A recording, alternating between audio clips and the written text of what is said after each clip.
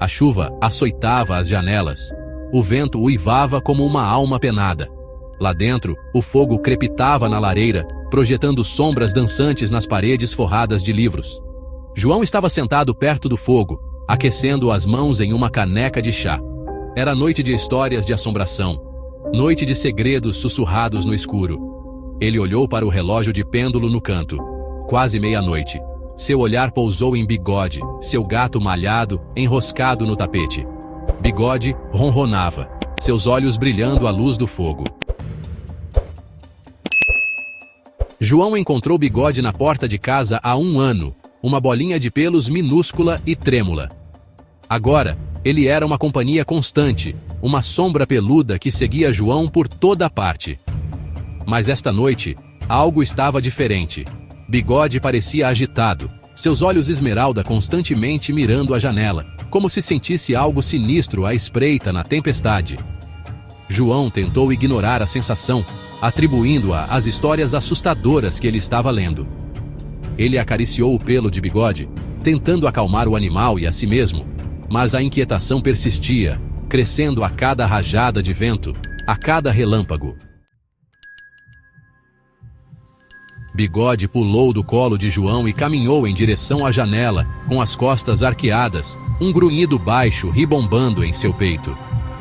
João o observava, um arrepio percorrendo sua espinha.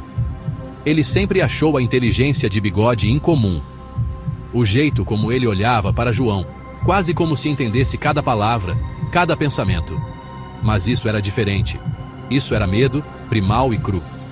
De repente, um raio atingiu uma árvore lá fora, iluminando o jardim em um clarão ofuscante. João se encolheu, mas Bigode permaneceu imóvel, seu olhar fixo em algo na escuridão. O relógio de pêndulo bateu meia-noite, seu som engolido por um estrondo ensurdecedor de trovão. E então, João ouviu uma voz, baixa e gutural, vindo de Bigode. "Eles estão aqui!" A voz rosnou, enviando calafrios pela espinha de João. Eles vieram nos buscar. João olhou para Bigode, seu sangue virando gelo. Isso tinha que ser um sonho, um pesadelo alimentado pela tempestade e sua imaginação hiperativa. Mas a voz, por mais impossível que parecesse, era real, e estava cheia de um terror que gelou João até os ossos.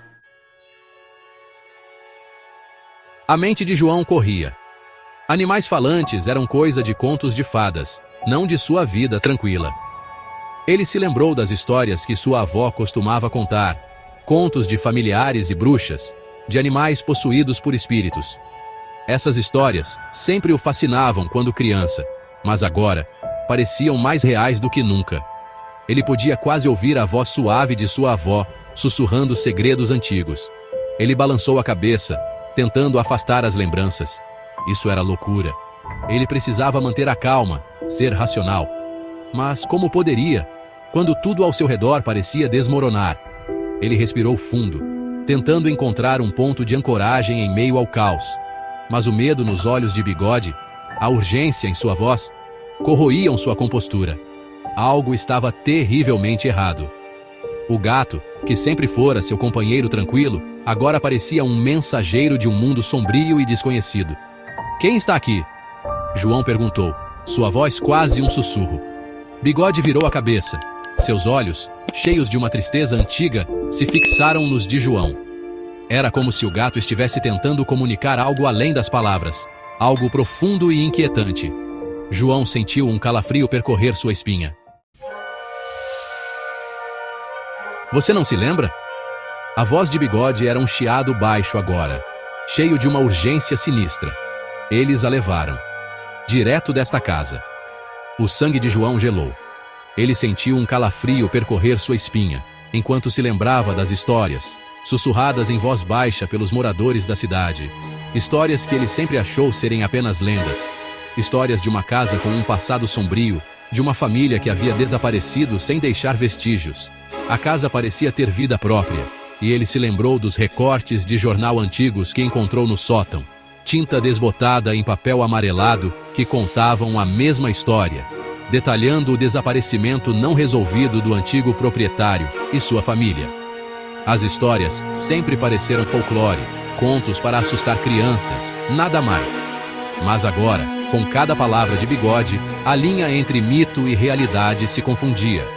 João não sabia mais o que era verdade ou ilusão. Era uma noite como esta. Bigode continuou, sua voz quase inaudível em meio à tempestade. Eles vieram buscá-los, assim como virão nos buscar. Quem são eles? João perguntou, sua voz tremendo. Bigode olhou para ele, seu olhar penetrante. Eles são as sombras que andam entre nós, as criaturas que têm fome de almas. João sentiu um arrepio percorrer sua espinha. Ele sempre descartou o sobrenatural como superstição, mas agora, diante do impossível, do inegável, ele não conseguia se livrar da sensação de que estava em terrível perigo. Eu fiz um acordo, Bigode sussurrou, sua voz carregada de arrependimento. Para salvá-la, para ganhar tempo para ela. Ela? Quem? João perguntou, sua mente girando. A garotinha, a que morava aqui antes de você. Bigode disse, sua voz cheia de tristeza. Ela era gentil, como você. Ela me amava. João sentiu um nó de apreensão se formar em seu estômago. Ele sabia o que estava por vir. A verdade que ele estava tentando negar. Mas o preço... Bigode continuou, sua voz embargada. O preço foi minha voz. E sua alma. O peso das palavras de Bigode caiu sobre João. Um pacto, feito com criaturas das trevas. Um acordo que o havia ligado a esta casa, a este momento. Ele sentiu uma onda de raiva. Por que me contar agora? Ele perguntou, sua voz tremendo de raiva e medo. O pacto acabou, Bigode disse, sua voz cheia de desespero. Eles vieram cobrar. Enquanto ele falava, as sombras na sala pareciam se aprofundar, se contorcer e se enrolar como coisas vivas. O ar ficou pesado, sufocante. João se levantou depressa, o medo o agarrando como um torno. Ele tinha que sair, tinha que escapar deste pesadelo. Mas quando ele se virou para correr, ele os viu. Duas figuras, envoltas em trevas, paradas na porta. Seus olhos, frios e malévolos, o encaravam. Ele estava preso. Não há como escapar, Bigode sussurrou, sua voz cheia de resignação. O pacto deve ser honrado. João fechou os olhos, preparando-se para o inevitável. Mas então, ele ouviu algo inesperado. Riso, cruel e zombeteiro, ecoando pela sala, como se estivesse vindo de todos os cantos ao mesmo tempo. Ele abriu os olhos para ver as figuras sumirem, desaparecendo tão rápido quanto apareceram. E Bigode, seus olhos brilhando de divertimento, observando cada movimento de João com uma expressão quase humana.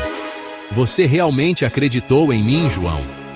Bigode ronronou, sua voz de volta à sua cadência felina normal, mas com um tom que sugeria algo mais profundo e sinistro.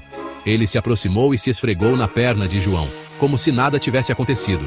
João olhou para ele, sua mente confusa, tentando entender se tudo aquilo era real ou apenas um sonho bizarro. Tudo não passou de uma piada cruel, um produto de sua imaginação? Ele olhou para Bigode, seu coração batendo forte, sentindo uma mistura de medo e descrença. E então, ele viu um vislumbre de algo sombrio e antigo nos olhos do gato. Um vislumbre de um abismo de horror inimaginável, como se estivesse olhando para o próprio vazio. E ele soube, com arrepiante certeza, que não era brincadeira. Bigode havia brincado com ele, brincado com seu medo, manipulando suas emoções como um mestre de marionetes. E o verdadeiro horror era que ele nunca saberia se o gato era realmente seu animal de estimação ou algo muito mais sinistro, apenas esperando o momento certo para revelar sua verdadeira natureza. A tempestade continuava lá fora, mas lá dentro, uma tempestade diferente se formava. Uma tempestade de medo e incerteza que prometia assombrar os sonhos de João muito depois que o último eco do trovão desaparecesse. Ele sabia que sua vida nunca mais seria a mesma, sempre olhando por cima do ombro, esperando o próximo movimento de Bigode. Olá, pessoal! Já se pegou procurando por histórias de terror que realmente te deixem arrepiado? Hoje vou compartilhar uma dica incrível que vai transformar suas noites. Um dia, navegando na internet, encontrei um e-book chamado Galeria do Terror. resolvi dar uma chance. E foi a melhor decisão que tomei. A primeira história que li foi sobre um caso real, algo que aconteceu em uma cidade pequena. Senti um arrepio que não sentia há anos. Contei essa história para meus amigos em um acampamento, e todos ficaram fascinados. Desde então, Galeria do Terror se tornou meu companheiro nas noites de insônia e em encontros com amigos. Se você também adora uma boa história de terror, não deixe de conferir Galeria do Terror. Os detalhes estão na descrição. Tenho certeza de que você vai adorar.